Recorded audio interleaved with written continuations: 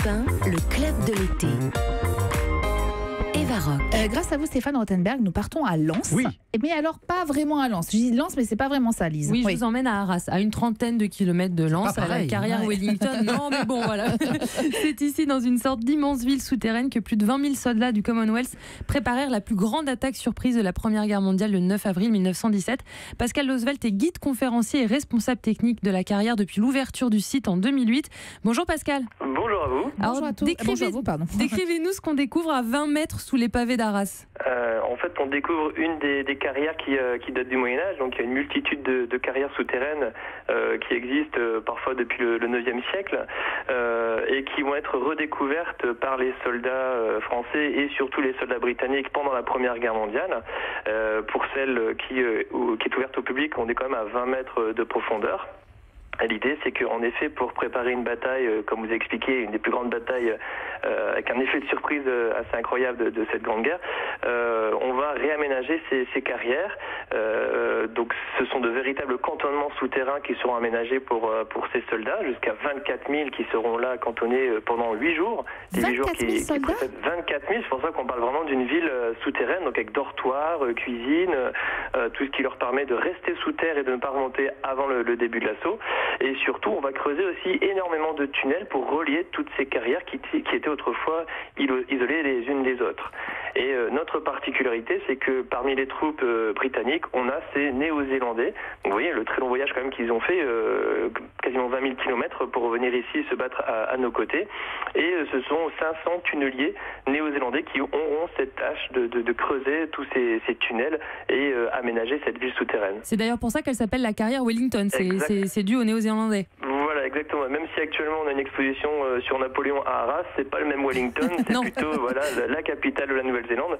L'idée est très simple en fait, c'est de donner des noms de villes à chacune des carrières. Et si vous appliquez une carte de la Nouvelle-Zélande au-dessus de la carte de ces carrières, on s'y retrouve. C'est-à-dire que Wellington, on est en plein milieu de ce réseau de carrières. Mais si vous prenez par exemple la carrière Auckland, elle sera plus au nord, comme la ville d'Auckland, plus au nord de Wellington.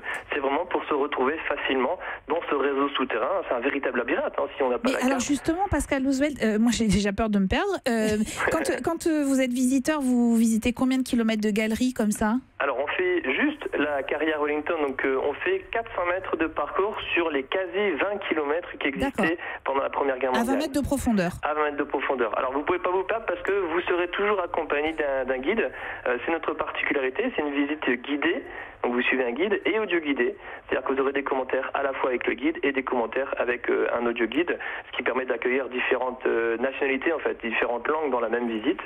On a un audio guide qui est pour les langues françaises, anglaises, ensuite allemande et néerlandophone. Olivier Pouls, pardon. Est-ce qu'on y trouve encore des vestiges justement de cette Première Guerre mondiale ? Qu'est-ce qu'on peut voir, ou est-ce que les carrières sont à nu maintenant ? Oui, on voit c'est comme une bulle temporelle en fait. On a vraiment l'impression de repartir sur les traces de ces soldats britanniques et ces néo-zélandais. On voit quelques vestiges qui ont été oubliés là et redécouverts par le service archéologique de la ville d'Arras, notamment avec Alain Jacques. Et notamment, ce qui est vraiment extraordinaire, c'est de retrouver des graffitis et de magnifiques dessins qui ont été faits par ces soldats il y a maintenant 100 ans. Et on a l'impression, parce que c'est fait quand même au crayon en papier, au crayon de bois, donc c'est extrêmement fragile avec l'humidité. Et on a l'impression, quand on les voit, que ça a été fait la veille. C'est ça qui est surprenant. Et on voit les différents aspects de ce cantonnement. Bon, on a quelques reconstitutions de lits, par exemple, pour s'imaginer. Mais aussi, on vous montre par un système de vidéoprojection des images d'archives, à la fois films et photos réalisées par ces soldats de la Grande Guerre. Quelques dessins aussi réalisés par ces soldats qui nous montrent la vie dans ces carrières, notamment un événement particulier. Il y a la bataille d'Arras commence le lundi de Pâques. Évidemment, la veille, il y a quelques services religieux, et un de ces services religieux s'est tenu en bas, dans la carrière, et on a retrouvé l'endroit précis grâce à ce dessin, grâce à la signalisation qu'ils avaient laissée sur les parois de ces carrières. C'est passionnant, c'est vraiment la visite à faire avec les enfants, j'ai l'impression. Exactement. Oui, c'est adapté à tout type de public.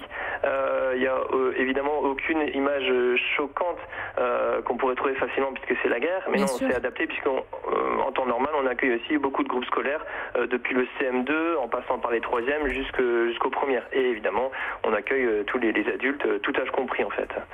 Et en précision technique, on descend par un ascenseur vitré, c'est ça, à 20 mètres? Comment on descend? Exactement, c'est un ascenseur qui a été installé dans un ancien puits d'extraction, donc on descend facilement. C'est donc accessible à tout type de public, je vous le disais, mais aussi PMR. C'est-à-dire que si vous êtes malheureusement en fauteuil roulant, eh bien vous pouvez visiter ce site puisqu'il n'y a aucune marche, on descend avec un ascenseur, il y a un plat de Ça, plage. c'est une très bonne initiative. Merci infiniment Pascal Oswald, ça nous a trop donné envie d'y aller. Vous êtes guide conférencier et responsable technique de la carrière Wellington, donc c'est à Arras. Europe 1.